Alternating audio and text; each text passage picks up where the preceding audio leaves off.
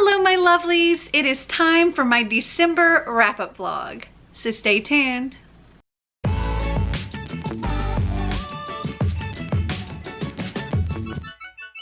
So it is Saturday, December 4th, and I've completed my first book. I finished The Last Little Blue Envelope by Maureen Johnson. This is the sequel to 13 Little Blue Envelopes, and I think gosh, it wasn't that long ago that I read 13 Little Blue Envelopes, so you might remember this from one of those reviews. But in that first one, our main character Jenny, she receives this package that has 13 little blue envelopes from her aunt, who has passed away like 3 months prior.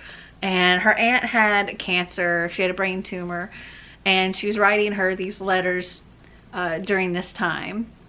She had gone off to London right before she passed away, and during her time there she wrote these letters. And the first letter contained $1,000 for Jenny to get a passport and airfare and directions for what she needed to do before she could open the second envelope. And so throughout these envelopes, she's learning more about her aunt. She's experiencing new things, meeting new people, trying new things, and also kind of coming to terms with what happened with her aunt, who she was very, very close with. And then we didn't get the 13th envelope in that book. So this is that 13th envelope. And in between the two books, she's had to go back home to New Jersey. And now she is having to go back, and it takes her all over Europe once again. And there is a different vibe this time because things don't pick back up the way she thought they would, and there's issues with boys and other issues going on. And this also does delve more into her dealing with her grief, and it was really, really good. I gave the first book 5 stars, and I think I'm going to give this one 4.5. So it is Monday, December 6th, and I have completed one more book. I finished The Crown of Gilded Bones by Jennifer L. Armentrout.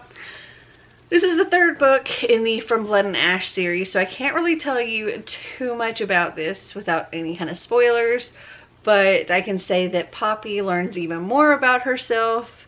There is a royal wedding, and Poppy takes her rightful place. And oh my goodness, that ending, like, I was freaking out. Freaking out. And now I am anxiously awaiting for the next book. Like, I need it right now in my life. It's so good. And I'm going to give this 4.5 stars. So it is Thursday, December 9th, and I've completed 2 more books. So yesterday I finished Raven Song by TJ Klune. This is the 2nd book in the Green Creek series. And let's see, what I can tell you about this is it follows a different character, part of the same group as in the first book, but this one is Gordo's story, and Gordo isn't one of the werewolves. He is their witch, and it's kind of his backstory, like as he was a kid and growing up, and like his connection with this family and how all of that came to be, and his past romance. And then it kind of transitions into the point where in the first book a group of them left, and he was one of the people that left. And so in the first book, it's following the story of everybody that's still there, and then when they all come back together. And this will tell what happened while they were gone.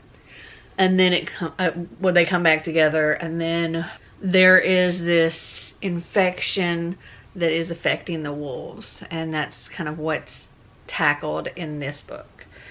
The first half of this book literally was like all the backstory, and yeah, that was pretty much it.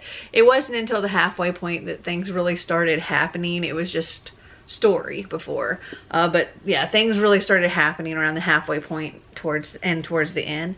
And I give this 4 stars.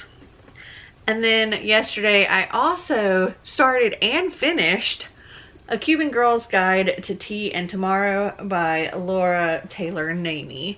And this is super cute. It follows a girl named Lila who, at the end of her senior year, she had a really hard time. She graduated and all that, but in like a couple weeks span, like 2 weeks span, something like that, her grandmother passed away.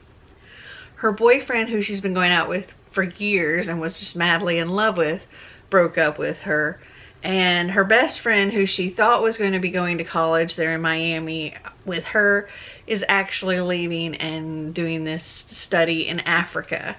So it was just a triple whammy, and she didn't handle it well. And her parents felt that for her mental health, it would be best for her to get away for a little while. So instead of jumping right into the family business where she was supposed to take over her grandmother's bakery, her sister is doing that for now while she goes and spends the summer with her mother's friend in England.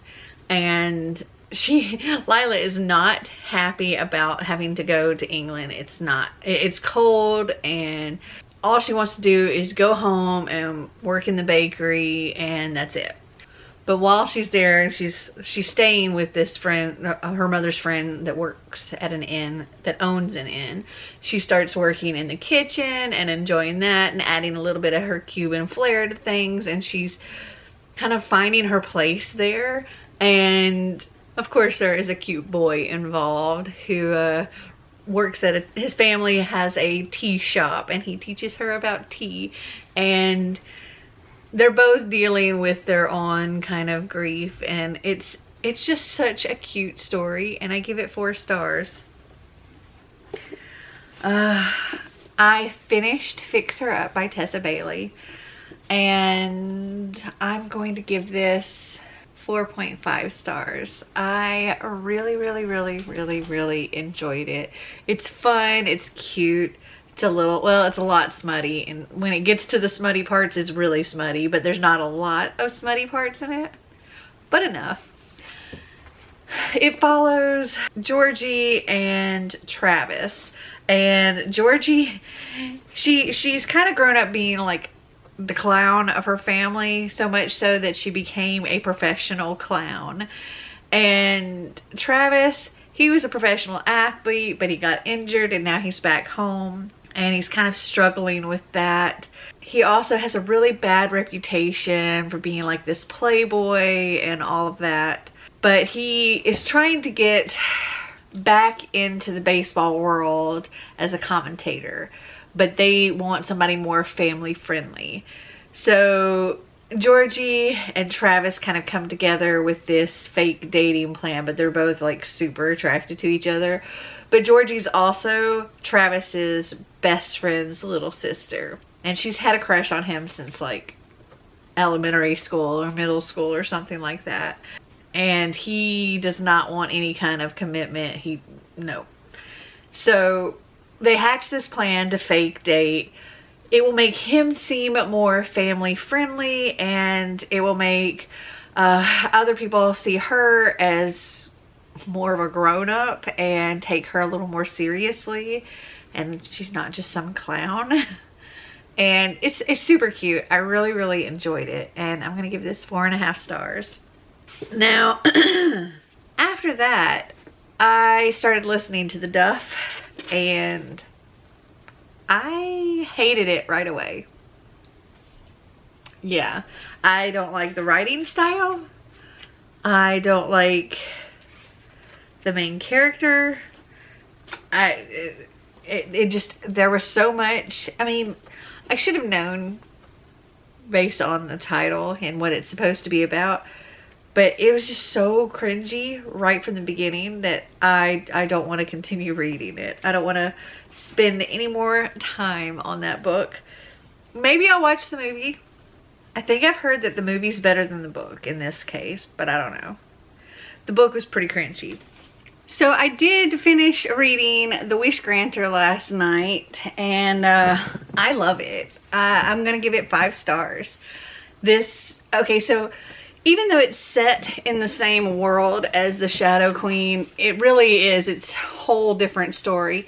The only mention of those characters was like at the very beginning, and there was just like some kind of ball or coronation or something going on at the very, very beginning, and they were in attendance. That was pretty much it. And then she did reference like wanting to ride a dragon a couple of times, but other than that, there really wasn't a connection between the two. And this really was like a Rumpelstiltskin retelling, though actually the Rumpelstiltskin part, like the girl that had to spin this, hold on, Einstein's got something. Marty bought this external hard drive and it's still in the box, and Einstein was just carrying the box away. So anyway, the original story of Rumpelstiltskin with the girl that had to spin the straw into gold and all of that is mentioned in here. So this is like that was part of his story, like part of his past. And this is past that, and he has granted a wish for the now king, and the king made this wish in order to keep his sister safe, and she is determined to find a way to get out of this. And in the end, she ends up taking this wish for herself, taking the deed for herself, and when our Rumpelstiltskin character, he comes to collect, he takes their soul. And so she's like, save my brother, take me, I'll be your hostage, whatever, but don't take his soul, leave him be, leave him king, you're free to do whatever you want anyway. And the whole time that she's kind of held captive at his house, she is working to try to get herself out of this and save everybody. Also, she is a curvier girl. They talk about how she's not skinny, she's got curves, she likes food, she loves pastries and bacon, she likes cooking, and there is a love interest here, and she gets picked on a lot because of her weight. Like, a lot of people comment on her weight and stuff. And this boy, when he looks at her and he looks at her curves and stuff, he just thinks she's absolutely beautiful. But he is a servant and she is royalty. Or nobility. Royalty, same thing. Anyway, I love this. It was so much fun. It was super cute. I love the take on it. Future editing me here. You're gonna see me probably pop in and out throughout the rest of this vlog because I didn't really do what I needed to do to successfully complete this vlog properly. So I am having to take some clips from reading vlogs to try to complete this. So that is that's why there's some like little things added in, like you'll see banners and such added in throughout the vlog to kind of tell you what date this was and things like that. But yeah, just a heads up, that's what's going on. I did, however, finish reading Wilder Lore, The Accidental Apprentice by Amanda Foody. This was the group book for Mary Bookmas, and it was super cute. I'm gonna give it 4 stars. I can't wait to talk to her about it. Okay, so Wilder Lore follows a boy named Barclay who is an apprentice for Dulshire's mushroom farmer. And Barclay is also an orphan, and essentially he's almost been raised by the mushroom farmer. And he's been raised to believe that the beasts out in the woods are very, very, very dangerous. And there's a group of people that they will bond with these beasts, and they're really, really bad. And one day, Barclay finds himself in the woods and accidentally gets bonded with this animal, with this beast, and now has these magic abilities, and he pretty much has to run for his life because he can't stay where he is, because that's a big no-no. And he sets out to try it, to break this bond with the beast so that he can return home, but he starts to learn that things are not quite as they may have seemed. Along the Saltwise Sea by A. Deborah Baker. That book very much fits for the prompt bookception, because it's like the Up and Under series by A. Deborah Baker, aka Shauna McGuire, is a books that were mentioned in Middle Game. Like, there were pieces of those books mentioned in Middle Game. And then in this book, like the chapter that I'm on, he's reading from another book. So we're getting a story inside of this story. So it's like a book within a book that was in another book. So Along the Saltwise Sea is the second book in the Up and Under series. And in the first book, they've gone through the forest and everything. And at the beginning of this one, they have gone through this cave and this water and stuff, and found themselves on this beach, and nothing around but this cabin that they take shelter in so that they can get some rest. And it just so happens to be a pirate queen's cabin, and for payment for staying in her cabin, she makes them come on her ship and work as crew for like a week or something like that. And there are some strange things going on this ship, and I love everything Shauna McGuire writes, or A. Deborah Baker. This was such a fun read, and I'm going to give it 4 stars. So Marty and I listened to the program by Suzanne Young on our way down here. Okay, so in this world, suicide is an epidemic.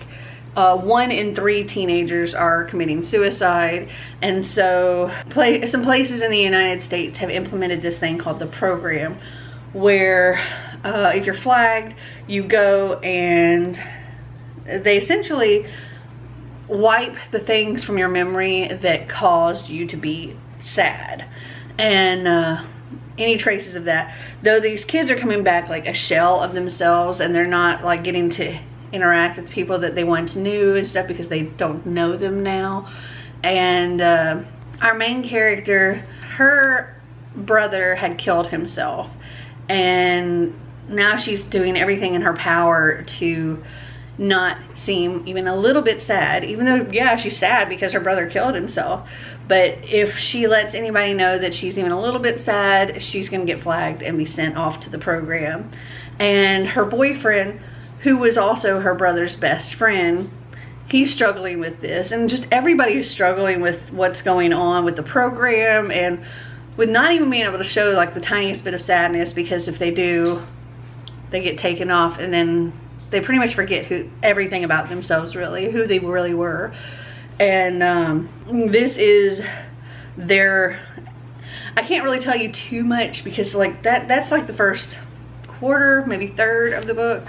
But that really, it's their struggle to hold on to each other and to not get sent to the program, but things don't work out the way they want.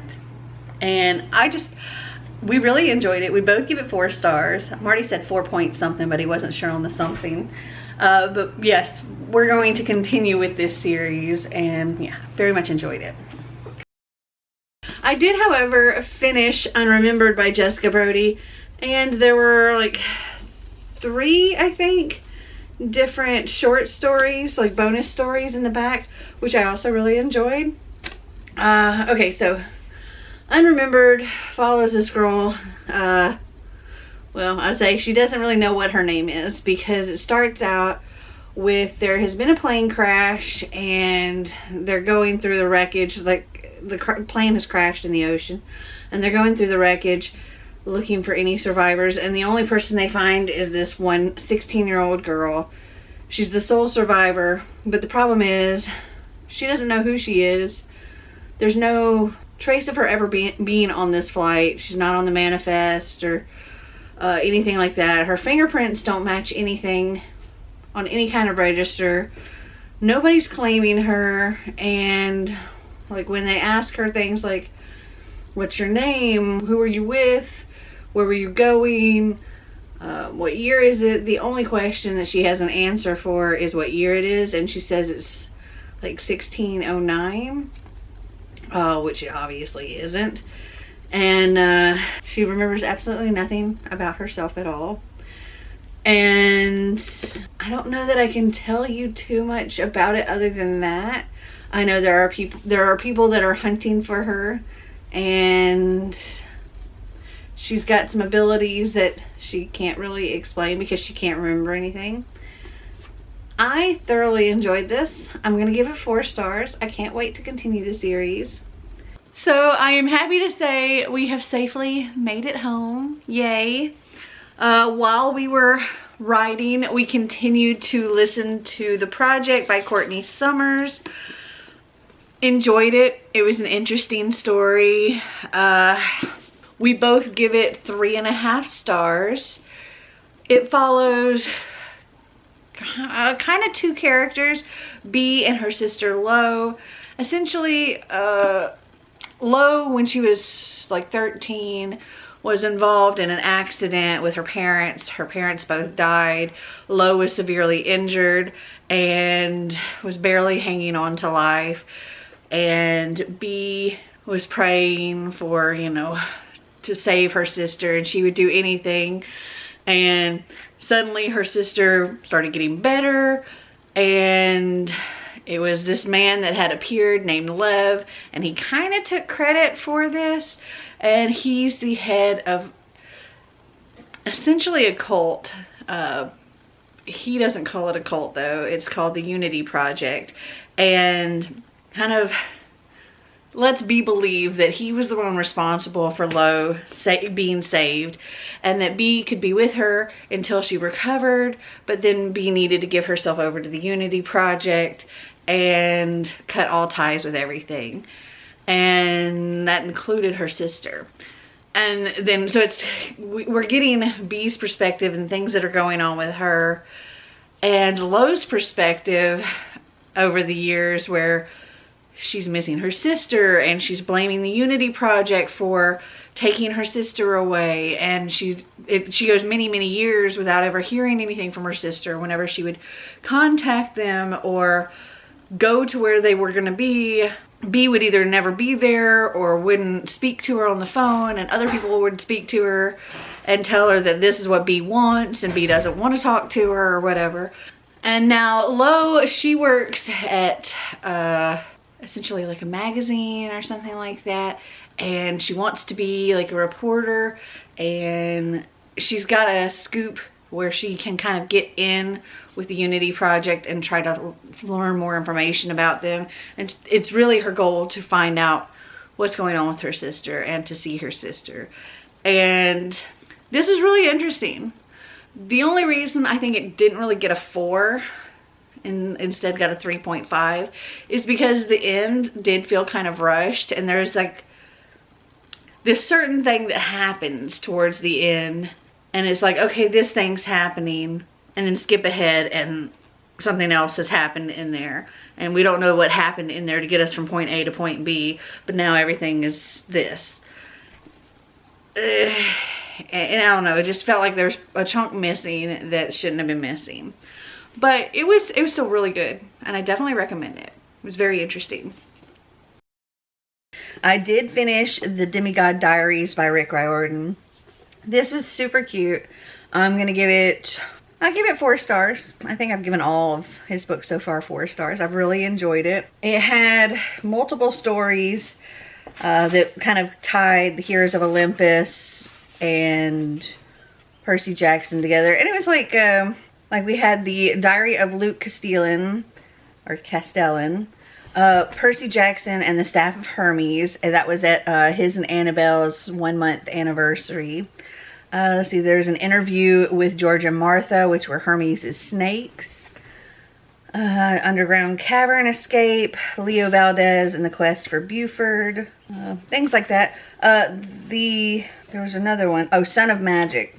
Son of Magic is actually written by Rick Riordan's son. He was 16 when he wrote this, and it was done so well. Like, I wouldn't have known. I would have thought it was Rick Riordan writing it. And I also learned that the whole Percy Jackson series, Percy Jackson himself was inspired by Rick's son, Haley, who had dyslexia, but loved stories and loved mythology. And his father, you know, read him all of the different mythology ones. And whenever they ran out of stories, Haley wanted him to make up new ones, and hence began Percy Jackson. And I just thought that was really sweet. So I also finished a novella of Love Song, which is by T.J. Klune. It goes between Raven Song and Heart Song. Love Song did make me cry. I think I'm going to give it 5 stars. It was Elizabeth's story. It was like focused on her throughout the whole thing, and like what was going on with her from before Raven Song, before Wolf Song, and all the way through Wolf Song and Raven Song, and leading us into this next book. And she suffered a lot of hurt in those books, so we got to see kind of what was going on in her head and stuff during that time, and oh, it hurt. It was sweet, but it hurt, and oh. Okay, so here are the 14 books that I managed to read in December. This one is a placeholder for Unremembered because it's currently still in a suitcase. And this one is a placeholder for Love Song by T.J. Klune because that was an ebook, so I didn't have a physical copy. But I read more than I thought I was going to read in December, so I'm happy with how it turned out. I'm hoping that I can finish a couple of more around the 1st or 2nd of January to get me a good start into the year. But have you guys read any of these books? Did you like them? Did you not? Comment down below and let me know. Well, I hope you enjoyed this video. If you did, give me a big thumbs up. If you'd like to see more videos like this, click that subscribe button down below. And until next time, remember to always be completely you. Bye!